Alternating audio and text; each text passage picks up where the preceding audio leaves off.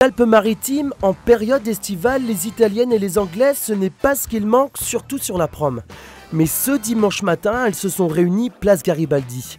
D'un côté, la sobriété anglaise, du 4 cylindres MG au V12 de la Type E, du Green British Racing et des jantes à rayons, bref, de quoi passer de très bonnes vacances sur la French Riviera.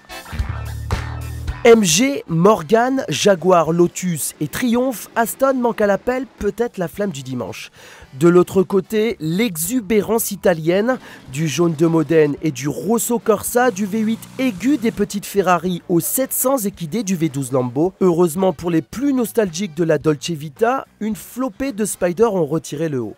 Vous l'aurez compris, la Belle Machinée Cool British Classics, c'est un peu un camembert aux pépites de chocolat. Un mariage improbable que personne n'aurait jamais osé imaginer, mais peu importe.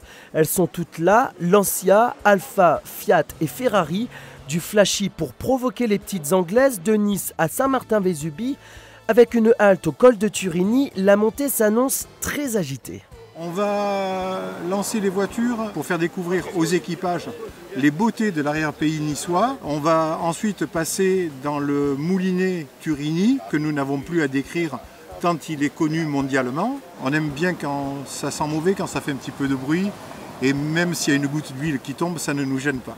Parmi toutes ces sportives, l'étonnante présence d'une corniche de 71 fabriquée par Mulliner Parkward comprenait votre salon roulant, que dis-je, flottant, de quoi faire Cannes Monaco dans un confort royal. Le confort et le luxe et la nostalgie des voitures où on ne comptait pas le prix de l'essence. C'est un V8 6 litres 5, entre 27 et 30 litres au 100. 30 litres au 100, c'est un petit peu plus qu'une Twingo ou même qu'une moto, car oui, elles sont aussi de la partie des Ducat et des Triumph, forcément, mais aussi des Moto Guzzi et des Norton. Je suis un adorateur des machines anglaises depuis une bonne trentaine d'années, et que pour une fois qu'il y a quelque chose qui se passe avec des véhicules d'exception anglais et italiens, ben, ma foi, on m'a proposé de venir, je suis venu, voilà. 9 heures passées, les copilotes font un dernier check-up sur le roadbook et le départ est lancé. C'est parti pour une première étape qui relie Nice au col de Turini.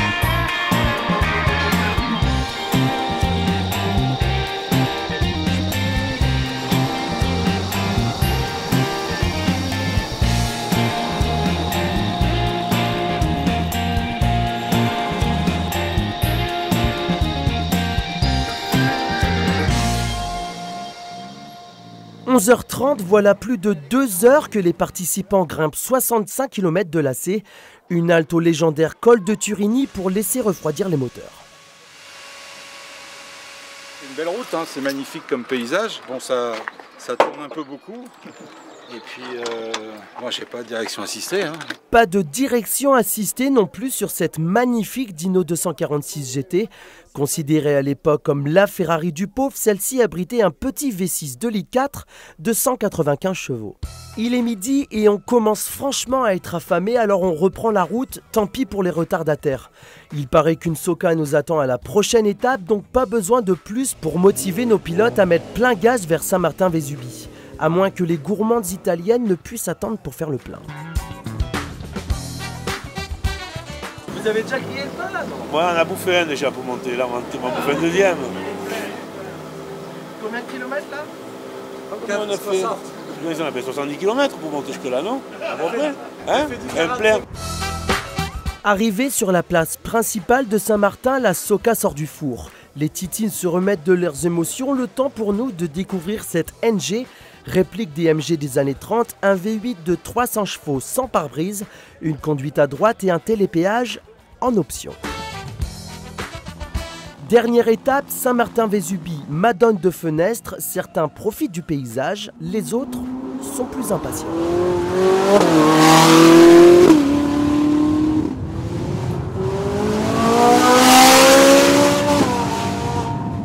Arrivé à la Madone, apparemment tout le monde est là et bien garé, enfin presque.